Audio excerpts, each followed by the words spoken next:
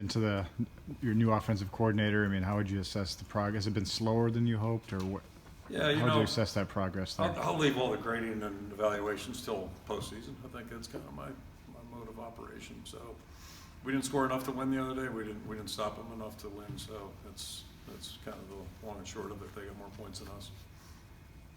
When you see efficiency stats or read them, how does that translate? Like when you see Minnesota's pass efficiency is number one in the conference, how does that translate to you on film, and what does that kind of look like?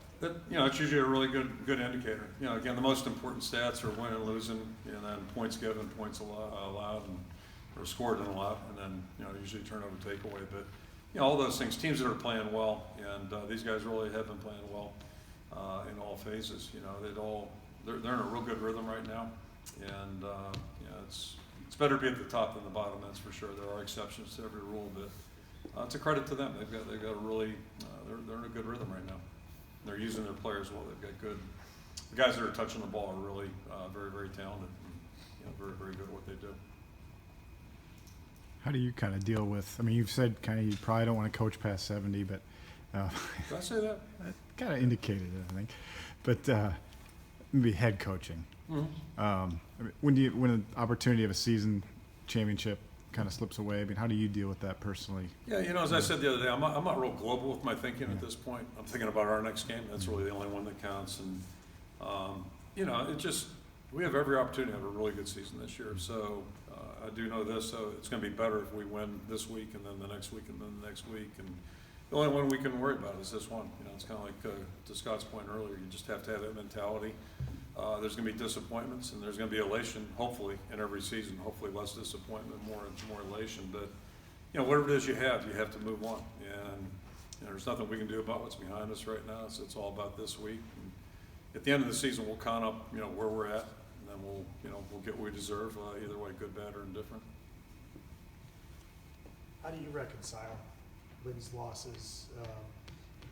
At home, I mean, is your wife a sounding board for you? We don't have a dog, so I can't be accused of kicking the dog. I've never done that. Cats? We do have a cat, yeah. So, that just, that'd be a really bad deal. So, I'm a little more mature. I've got to do the math. Right, 55 years ago, I might have been guilty of some egregious act, but I think I grew out of that.